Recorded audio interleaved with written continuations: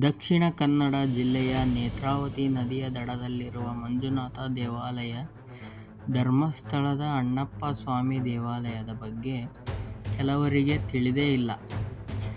ಈಗ ಅಣ್ಣಪ್ಪ ಸ್ವಾಮಿಯ ರೋಚಕ ಕಥೆ ಕುರಿತು ಒಂದೊಂದೇ ತಿಳಿಯುತ್ತಾ ಹೋಗೋಣ. ನಮ್ಮ ಧರ್ಮಸ್ಥಳ ಕ್ಷೇತ್ರದ ಹೊಸ ಬಸ್ ನಿಲ್ದಾಣದಿಂದ ಪಶ್ಚಿಮಕ್ಕೆ 1.5 ಕಿಲೋಮೀಟರ್ ಹಾಗೂ ಶ್ರೀ ಮಂಜುನಾಥ ದೇವಾಲಯದಿಂದ ಅರ್ಧ ಕಿಲೋಮೀಟರ್ ದೂರದ ಆಗ್ನೇಯ ದಿಕ್ಕಿನಲ್ಲಿ ಈ ಅಣ್ಣಪ್ಪ ದೈವದ ಬೆಟ್ಟವಿದೆ. ಇದುವೇ ಅಣ್ಣಪ್ಪ ದೈವದ ನೆಲೆಬೀಡು.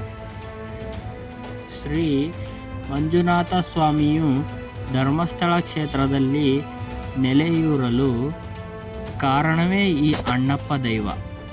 ನಮ್ಮ ಈ ಭೂಮಿಯ ಮೇಲೆ ಧರ್ಮವು ಅಳಿದು ಹೋಗಿ ಅನ್ಯಾಯವು ನಡೆದಾಗ ಧರ್ಮವನ್ನು ಮರುಸ್ಥಾಪಿಸಲು ಕಳಿಸಿಕೊಟ್ಟ ಕಾಳರಾಹು, ಕುಮಾರಸ್ವಾಮಿ, ಕಾಳರ್ಕಾಯ ಹಾಗೂ ಕನ್ಯಾಕುಮಾರಿ 4 ಧರ್ಮ ದೇವತೆಗಳ ದೂತನೇ ಅಣ್ಣಪ್ಪ ದೈವ.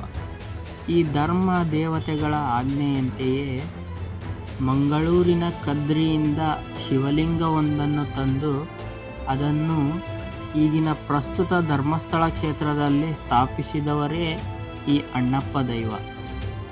ಹಾಗೆ ಅಣ್ಣಪ್ಪರು ತಂದ ಶಿವಲಿಂಗವೇ ಇಂದು ಶ್ರೀ ಮಂಜುನಾಥ ಎಂಬುದಾಗಿ ಪ್ರಸಿದ್ಧವಾಗಿದೆ. ನಂತರ ಅಣ್ಣಪ್ಪ ದೈವವು ಇನ್ನಿತರ ಧರ್ಮ ದೇವತೆಗಳೊಂದಿಗೆ ಅಣ್ಣಪ್ಪ ಬೆಟ್ಟದಲ್ಲಿ ನೆಲೆ ನಿಂತಿದ್ದಾರೆ. ಇವರು ಧರ್ಮಸ್ಥಳ ಸಮಸ್ತ ಚಟುವಟಿಕೆಗಳ ರೂವಾರಿ. ಧರ್ಮಸ್ಥಳ ಕ್ಷೇತ್ರದ ರಕ್ಷಕ. ಭಕ್ತ ಜನರಿಗೆ ಅಣ್ಣಪ್ಪ ಸ್ವಾಮಿಯ ಮೇಲೆ ಎಷ್ಟು ಭಕ್ತಿ ಇದೆಯೋ ಅಷ್ಟೇ ಭಯ ಭೀತಿಯೂ ಇದೆ. ಪ್ರತಾಪದಲ್ಲಿ ಈ ಅಣ್ಣಪ್ಪ ದೈವವು ಧರ್ಮ ದೇವತೆಗಳಿಗಿಂತಲೂ ಒಂದು ಕೈ ಮೇಲೆ. ಈ ಅಣ್ಣಪ್ಪ ಸ್ವಾಮಿಯ ಮಂದಿರ ಬೆಟ್ಟದ ಮೇಲಿದೆ.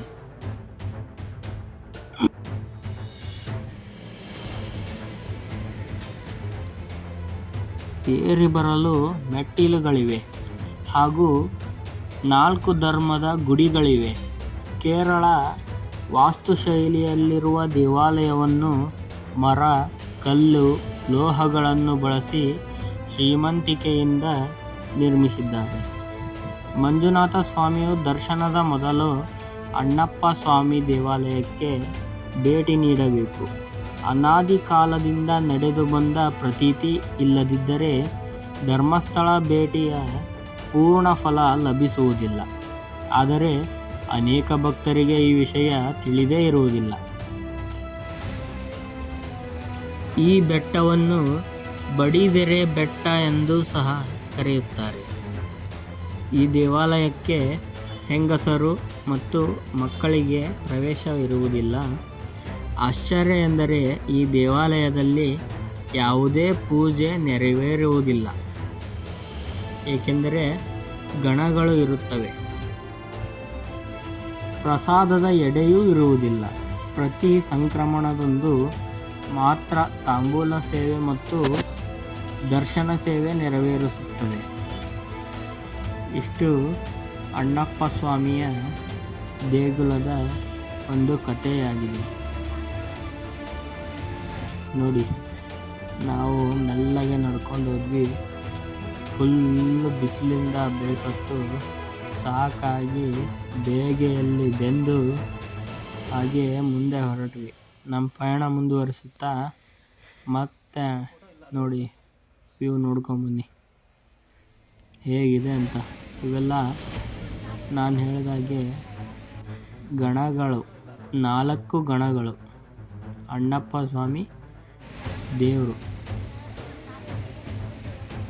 ಓಕೆ ಫ್ರೆಂಡ್ಸ್, ನಿಮ್ಮ ಪ್ರೋತ್ಸಾಹ ಹೀಗೆ ಇರಲಿ ಅಂತ ನಾನು ಕೇಳ್ಕೊತೀನಿ. ಎಲ್ಲರೂ ಸಬ್ಸ್ಕ್ರೈಬ್ ಮಾಡೋದಂತೂ ಮರೀಲೇಬೇಡಿ. ಹೀಗೆ ಲೈಕ್ ಮಾಡಿ, ಶೇರ್ ಮಾಡಿ, ಸಬ್ಸ್ಕ್ರೈಬ್ ಮಾಡಿ ಪ್ಲೀಸ್. ನಿಮ್ಮ ಸಪೋರ್ಟ್ ಯಾವಾಗಲೂ ಹೀಗೆ ಇರಲಿ ಅಂತ ಹೇಳ್ತಾ ನಾನು ವಿಡಿಯೋ ಮುಗಿಸ್ತೇನೆ.